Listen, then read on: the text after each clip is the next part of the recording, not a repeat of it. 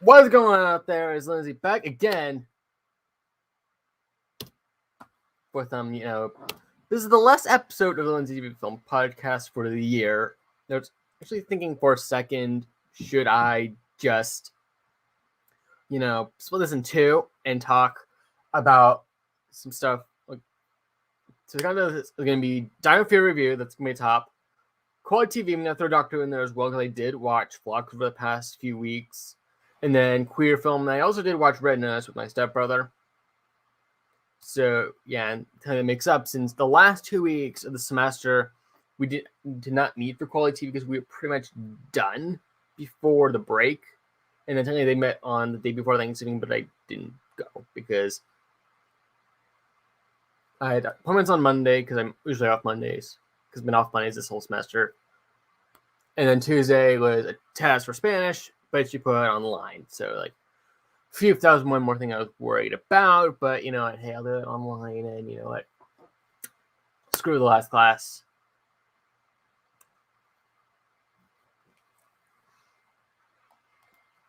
But yeah, so I was only thinking of doing Doctor Who, Dino Fury, and Red Notice as a smaller stream 2 weeks from now. So then Dino Fury would officially have aired all its episodes on Nick, and then just do queer and quality.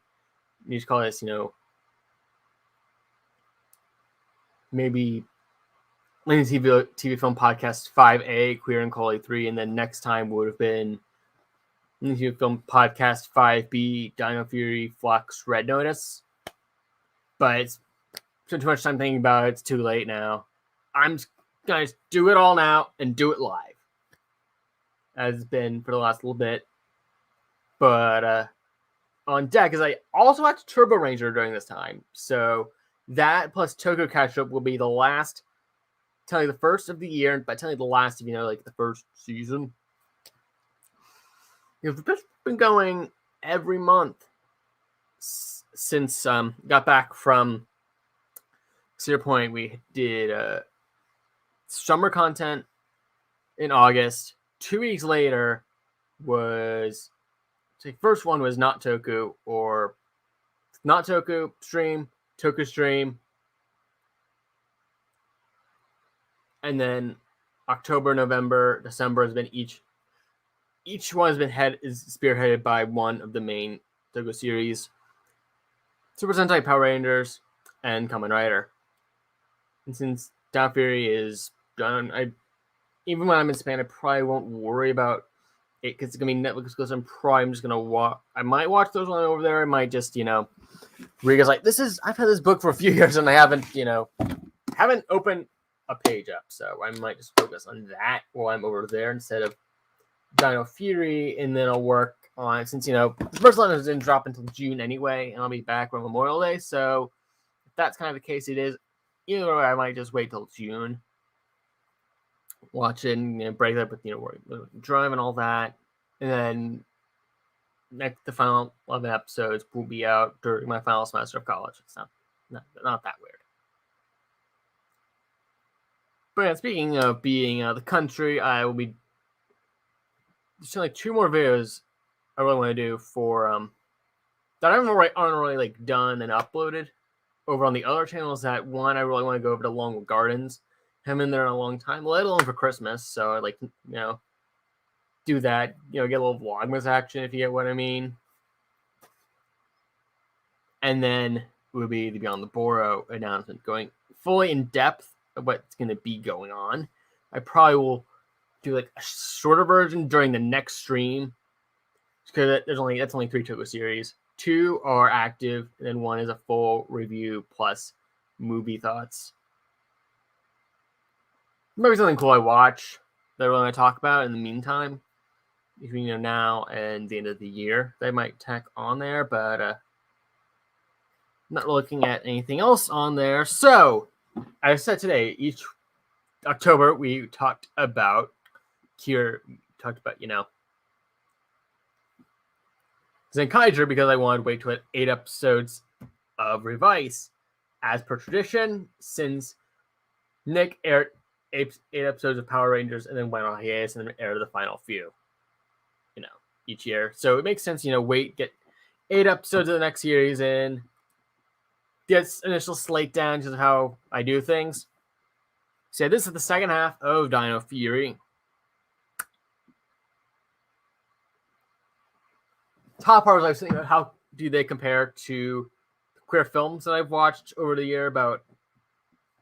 It's really not. It's completely different dynamics, as these queer films are obviously more mature and intended for an adult audience, where this is aimed at a children's audience. So there is a great sense of difference, although I definitely can see how each of the queer films fits together in a greater canon and relates next to each other. In my larger papers, even focused on that with comparing Brokeback Mountain and Happy Together, and I brought in Happy Together again, comparing their sort of arcs with those of Stranger by the Lake. So, I'm just going to jump down to Stranger by the Lake, where I talk about that. This was the film, Intelligence Paper 3.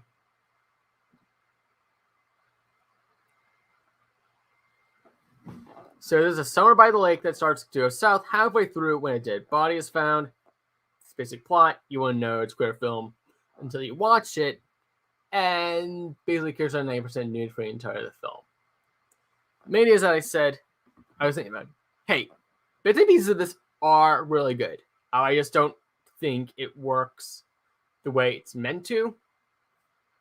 I even in the original paper, I actually phrase it in a way that Elle said when she was talking about her ranking of her videos, mozzarella, but that's theme park stuff, not over here, at least anymore.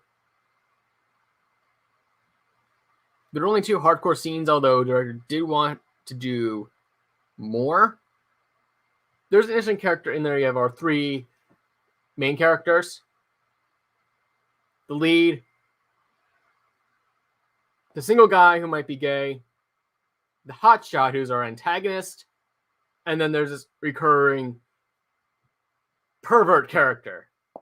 Kind of teasing it a bit from time to time. And there is one scene where Mikkel, the antagonist, and Frank, the protagonist, are, chilling together, and pervert is looking over. It's like, and because no, we're just talking right now. We're just vibing. We're not fucking. Okay. When we're fucking, you can come back.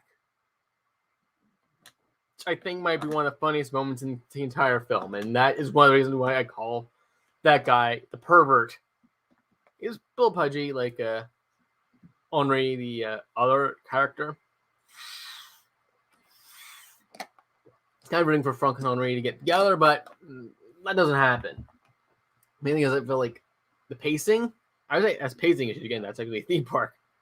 So I'm stealing.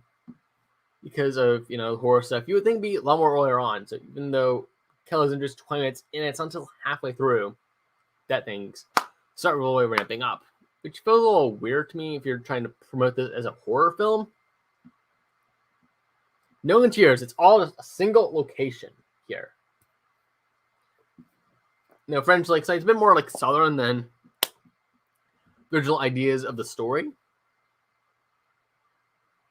I'm not even a horror person, but again, if you pitch it as a horror film, I don't think it works as a horror film, but I would say it works better in the context of being a queer film, that it's just obviously, being queer is more just their acts. It's just kind of who they are. Even though they, especially for the minor characters, we just know they're gay and they're at this new beach because this is where gay men cruise.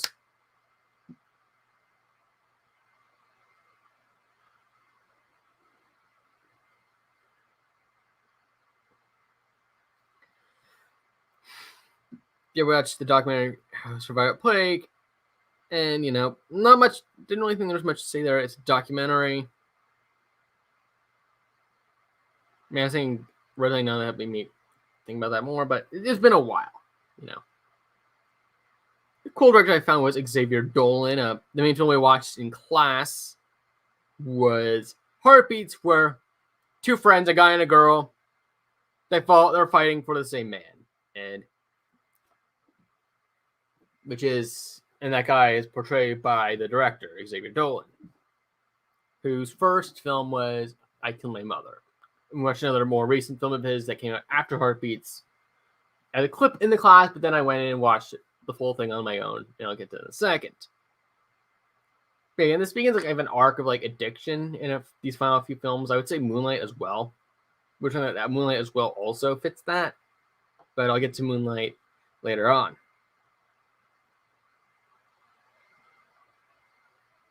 So I'm doing song choice and juxtaposition. It kind of gives each like a different like theme or like really like for like going to impress and all that.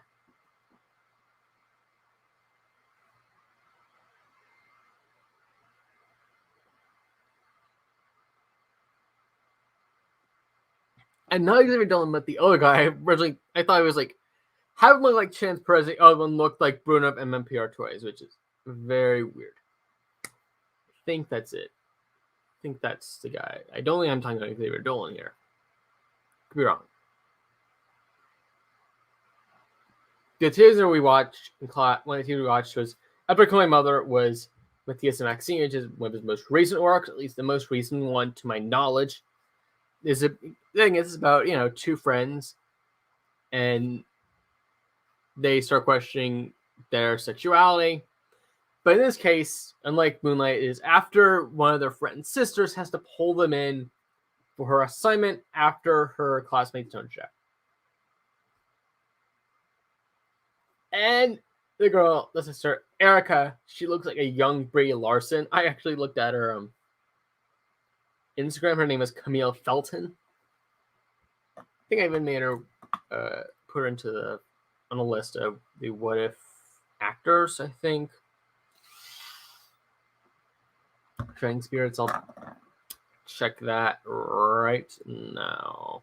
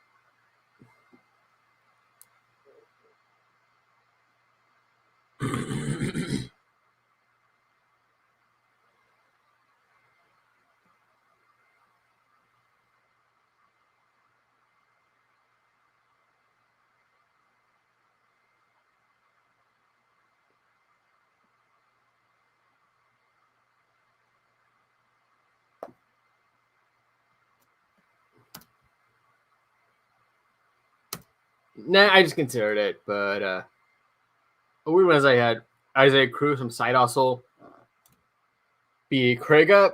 Okay, there's a lot. I only Craiga's Italian, not black, but we need a bit more diversity in this case. Especially in the other timeline. Oh, that's like animated, like in the boom art style, just like what if the Marvel What If? In the timeline, Craiga becomes a new sex ranger called Dionysus. Doesn't look anything like Kim Major style. Looks more like Jew Rocher style, being based on Behemoth, Leviathan, Yukon.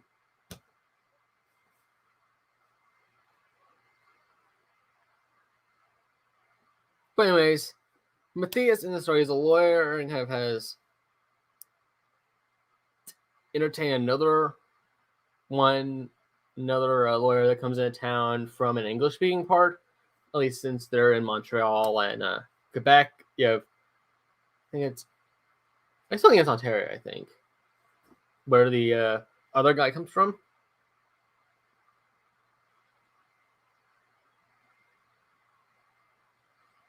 And the film ends with Matthias and Maxine going their separate ways, still, unsure. I think they're a bit more sure of things than they are at the beginning, but they're fine letting go of each other.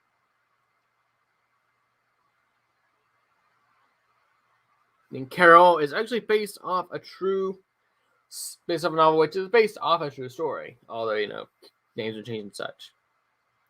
I just rewatched Elf, around the same time I was watching Red Nose, so it'll go back to, I'll probably do this, go back to before Moonlight. I didn't put anything down for Elf. It's so old.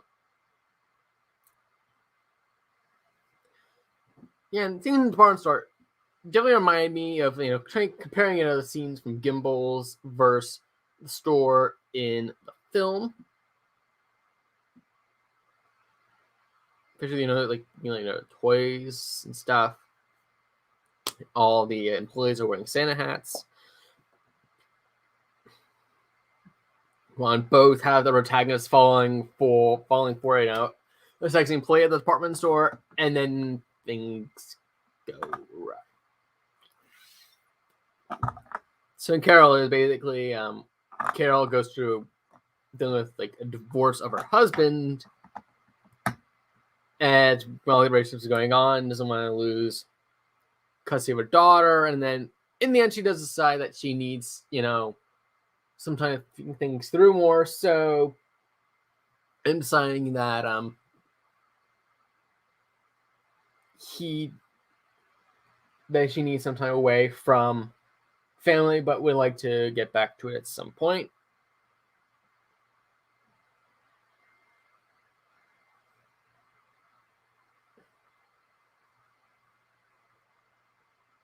Main thing, since our clerk is also a photographer, which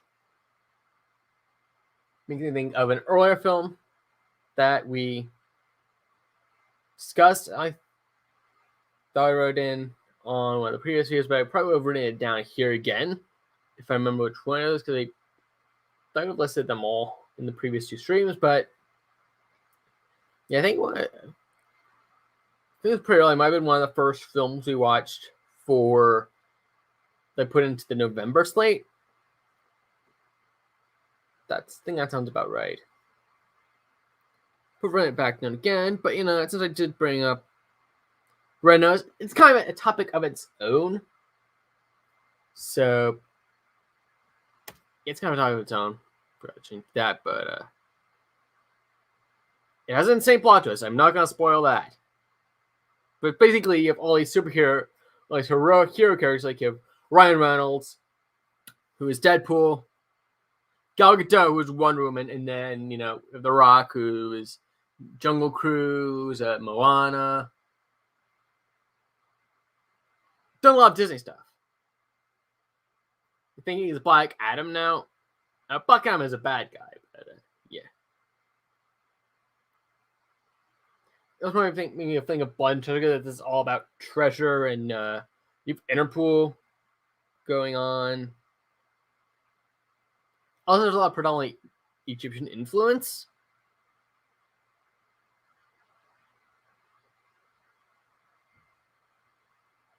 And also, this is also Nazis and a guy who just learns you shouldn't work alone story, like a Go Bat movie. That's kind of story we're talking about. Going back up to quality TV. Focus on a lot of procedurals. Start off after we sing tech, which makes sense since that is a film noir cop type show. Although yet not.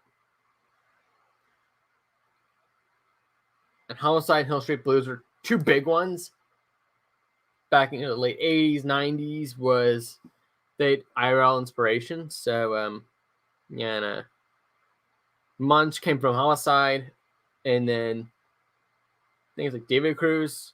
I think he became Horatio Kane on CSI Miami after a failed film career. He left Hill Street, moved. And season 1 is unique for Homicide being just a single case. I think it was only like 6 episodes, I believe. Third Man at DNA being the season 1 finale, and that is pretty famous because since they did wasted too much money on next series, they need a very tight budget film, so basically exclusively in the interrogation room, although there are other spaces in the station scene as well.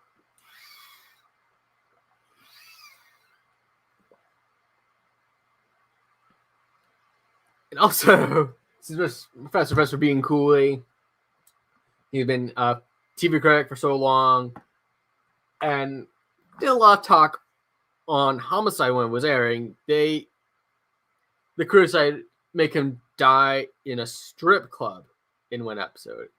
Like, he doesn't appear, but they talk about it being Cooley case, and they said, "Oh, he died in a strip club," which is funny, weird. Since think if I would throw that as a mention in Showing Force as he is the host of the Fairy Money Store Counter, which I made into a tree. It's like, a magical tree thing. And St. Elsewhere is from, Mary Tyler Moore Productions. That's, Mary Tyler Moore Show, Lou Grant. There's a few more that I've seen from MTM. But yeah, St. Elsewhere was one of those. And the original idea for the twist finale, fun fact, was that each of the shows was going to have their own snow globe. But corporate shot that down. So it was just only for St. Elsewhere with the snow globe.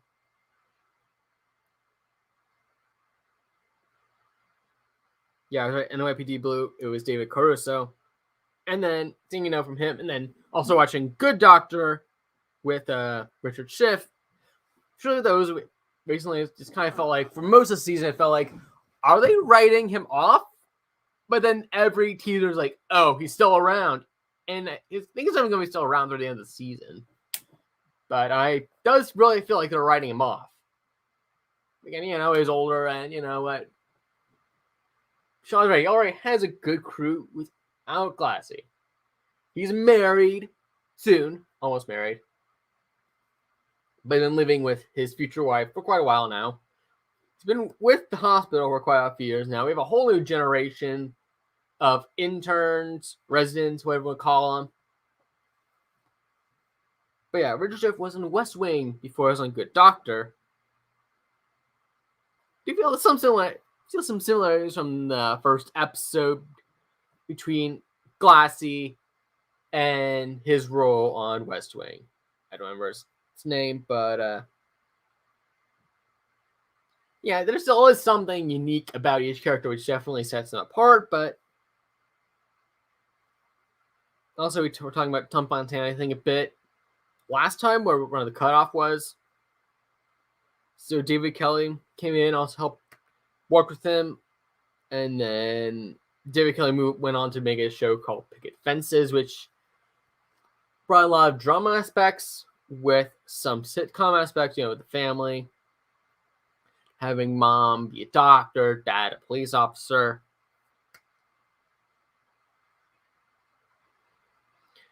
Interesting story is that one of the shows we watched, Due South, it's quite obscure, but I kind of know it from Great Big Sea. I don't know if it's just their version of Drunken Sailor, if they had more content, or if they did, or more of the music made in to Due South. But you have a Canadian Mountie going to Chicago to deal with a cross-border issue, but the original cop from the first 2 seasons didn't come back for the 2 shorter seasons, which are often just put together as one slightly longer season 3, especially in DVD.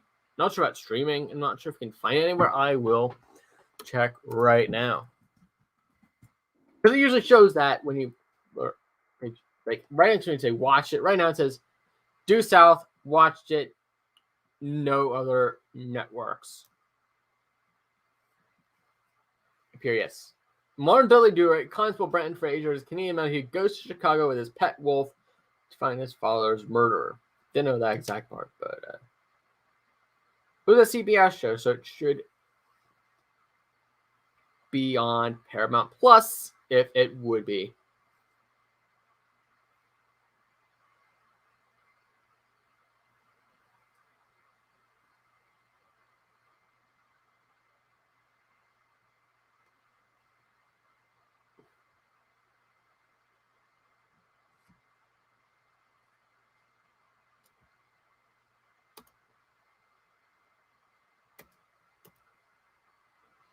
Almost like on Canadian television, obviously you don't get a VPN, but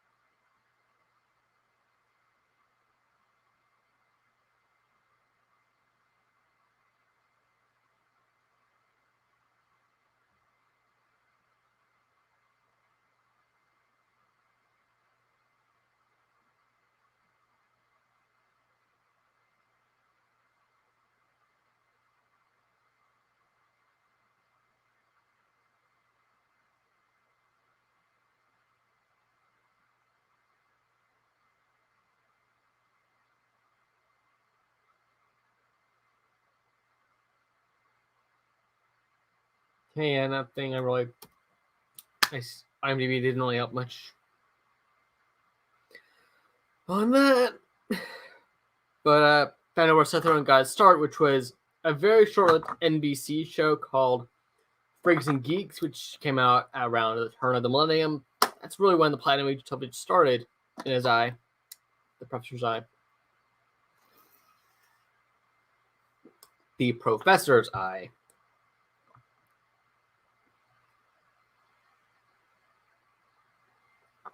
Which one is also NBC, and that was able to move on. Same timing, last 2006.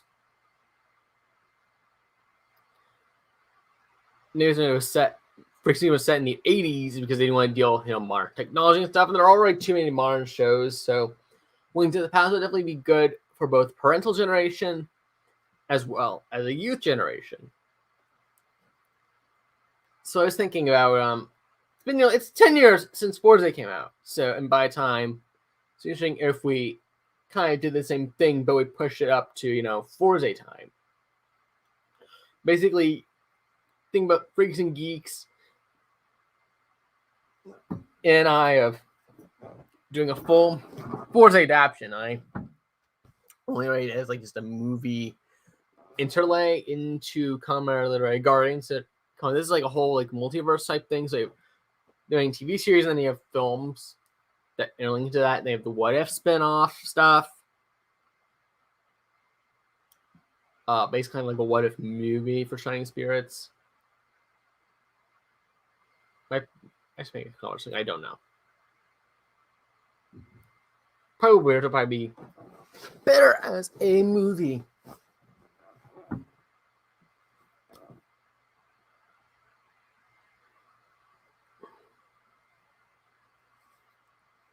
Also, a cool thing about what's seeing is that they really want the president to be as important in the show, but Martin Sheen was so good in that debut episode that he became more prominent in the show.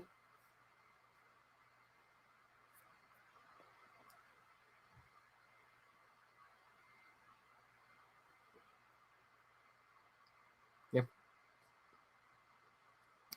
Congratulations, Geeks, is that The other thing is that Tomiko is obviously a freak. Kengo and Yuki are obviously geeks. Kind of consider Jake kind of a geek as well, although you think he's up there with fire kids like Miu and Shun. It's not the case.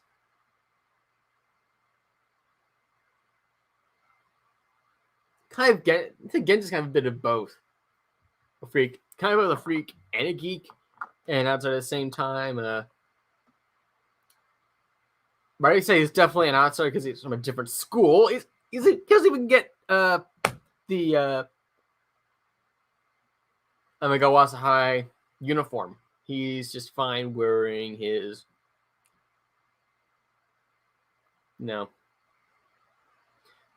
Plan Sabatoshi school uniform.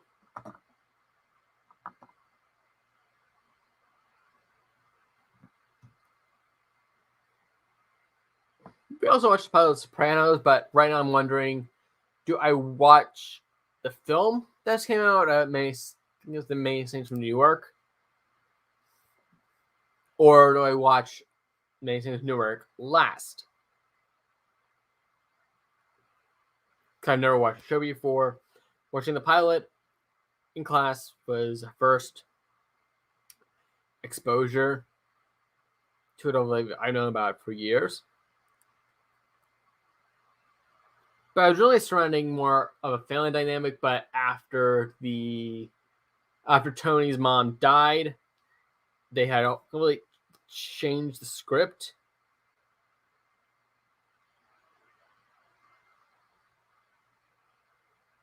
And it's these morally ambiguous characters in Sopranos that leads us to characters like Walter White and other types of characters we've seen in quality and platinum age television, which is an interesting way of looking at things. Finding out how things start and then how they go on and all. I'm kind of saying they're going from Magnum to Dragster, from Texas Giant to Iron Gwazi. For some theme park examples.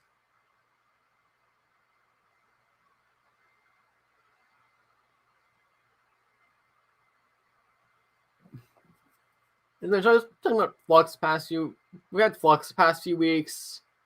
Again, it's just quality TV in my opinion.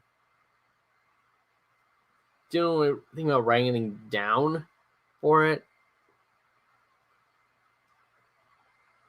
Yeah, there's too much convoluted backstory. And having not really watched much before Cafaldi's second season, that makes me feel more of an outsider show. Seeing, oh, hey, this is a good show, and I should watch it. Same deal. That's about my limit there. I'm GP on Doctor Who. Again, only theme park terms here. We got through the queer stuff, except for Moonlight. I was teeing it up, but, I was together Toku first, and I didn't this time. So, yeah. I think we talk about a little about the Izzy's relationship.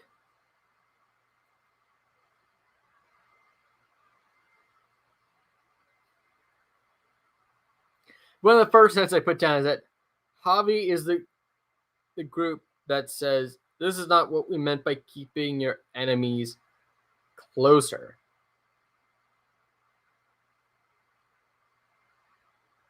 When he's reacting to this, because Fern originally started off as an antagonist back in the 4th episode for Izzy.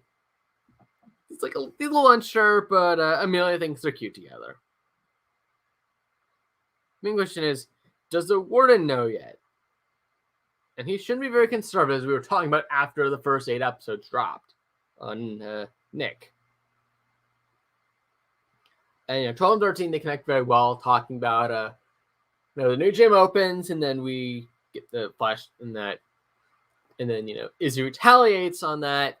All the gym people basically kick, not literally kick, but, they give the boot to the gym owner. They are trained. So Izzy runs the training camp, and then, the whole romance blossoms, and is Wreckmate Garius from My Soldier's a one-off here, so he's definitely going to be back. He's going to do at least, a few episodes. I think 3 episodes in My Soldier with a Gold's debut, but he didn't really last long. Don't know if you're in some. Slider lost his spore, because he can't grow giant. That is why we get the drawing in. That makes sense with the Chris special. The drawing first of the spider monster, which is the last monster that wasn't used from the first half of the series, and I wasn't even thinking they really would because of being a school episode, and the T-Rex sword was more on a human scale. 49%. It was the Chimigo focus episode basically, but yeah, they worked around that pretty well. In 23, they can skip immediately. There's nothing really special there. The prior, just skip to beginning of the arc of the Geisel arc. So we might not see 24 and 25 used, at least immediately, or maybe they might shake it up a bit with that, maybe combine some episodes. I don't know. Time will tell. And they already predicted that it would end with the Raptors debut, all that took a unique route, focusing on Red and Gold's past, as they ended up fighting the spirits of their dead comrades.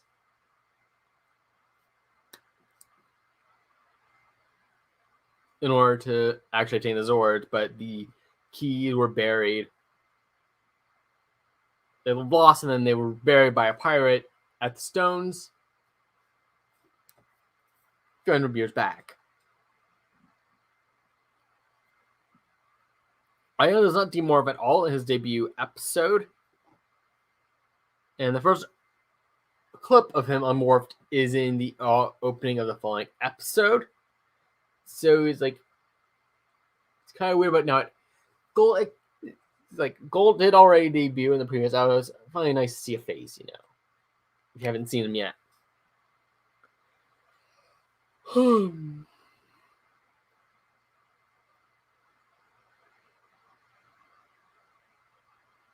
And they really did make Necromancer Minus Sword very well. Like Regal. He's not a Sporix, but speaking of Sporix, they were made by the Refconians.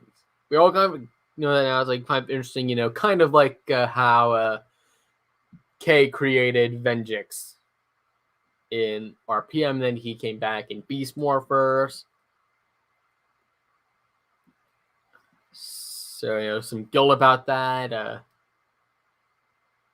Zero and I can work through that through the season.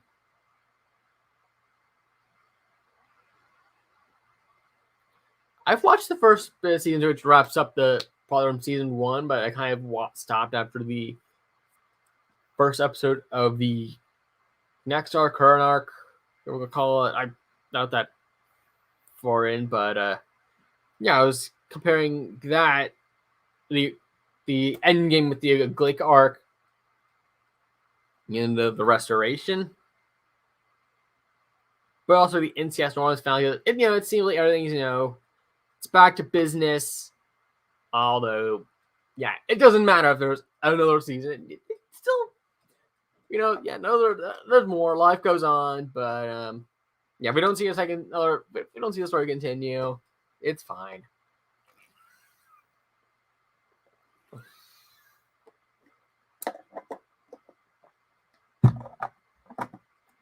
But yeah, 45 minutes in, finally getting to Moonlight.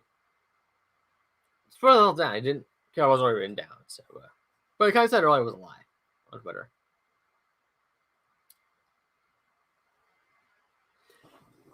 I say yes, it deserved the Academy Award a few years back for, it deserved all the awards I did. But I'd say yes, this is a Black experience story, and it feels very weird considering it's part of the queer canon. Like, it's not obviously, like cutthroat. Obviously, gay character is gay. That's all like Stranger by the Lake, but it just was kind of tacked on. The queer aspect kind of like tacked on to the story. Like, if we're just about like betrayal of a friend, and then they're and they're metaphorically kissing and making up, it would still be a good film, although it wouldn't. It's really a good film without the queer stuff. Like, would it be award winning? I don't know. I don't know in that case, but probably still would have won without the queer aspect. I don't know. I still think it would. It's still a good Black experience. Well, maybe the I thought it was maybe it feeling tacked on is kind of like a representation and how it is viewed from how I feel like being Black and gay is from the Black perspective. I really don't know. I really don't see anything in common between me and people that I know, from my high school. Completely opposite. They're, I was done with some jerks. They would hang out with them. Yeah, most of the Black people I know are a bunch of jerks. There's like Michael, not a jerk though. He was like a nice guy. Yeah, I'm not going on my way looking for Black people to be friends with me. But that's not saying I'm racist. I'm just saying, so, I have nothing in common with them. So why waste my time?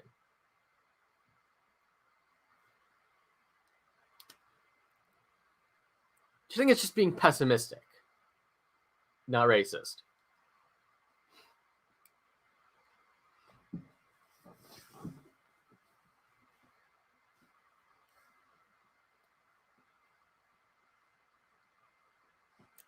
But talking about like earlier,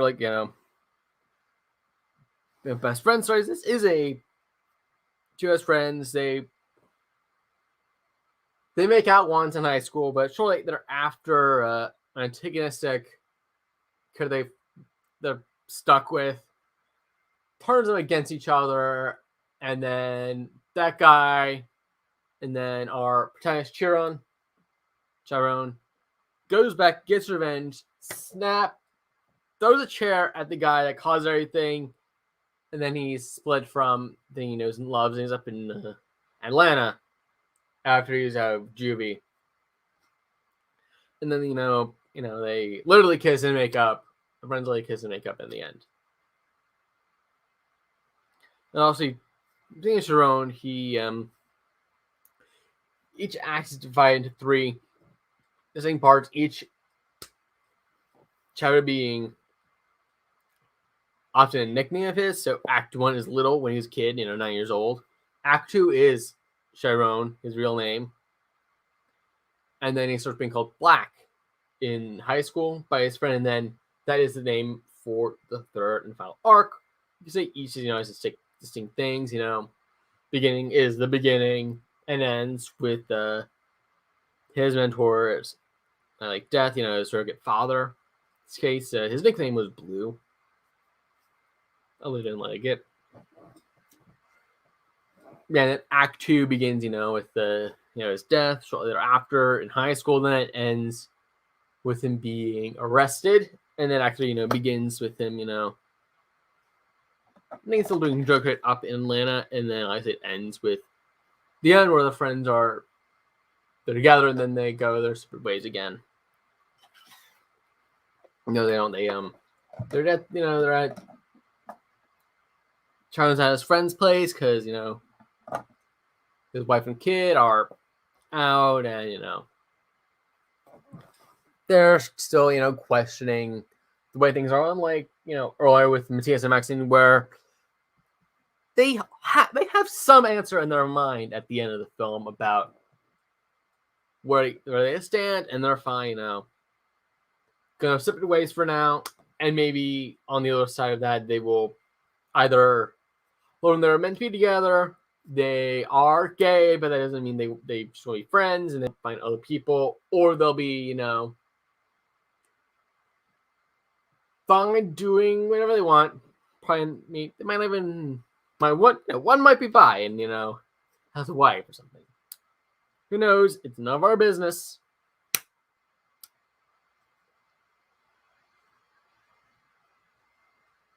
But I thought it'd be a bit longer. Yeah. Everything goes to 90 minutes, but it depends on how deep so this stuff is. But right now we're kind of toward a quieter time. So it kind of makes actually probably isn't gonna be even half an hour. Might be a little over half an hour, with intro stuff, but yeah, as I was saying at the top, next time, Turbo Ranger, Super Time catch up. They're probably going to be 2 weeks off for Christmas and New Year's, and that's probably where that'll drop. Right now, it is currently scheduled for the 7th, which is the day before I leave for Spain. It's actually a layover in Boston, but yeah, so that'll be more in depth what things are going to be like while I'm in Spain for over here. But if you want to see the full slate, that should be up by that might be up before next stream. That might be something that drops, once I'm over there. And if I go to Longwood, that I'm gonna focus on getting, all vlogs out by the end of the year.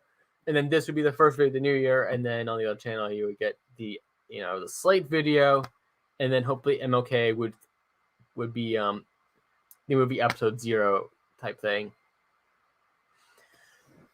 But yeah, that is gonna wrap it up for the Lindsay TVFilm podcast. Last one for the year. So until next time, comment, like, subscribe, and strike the bell.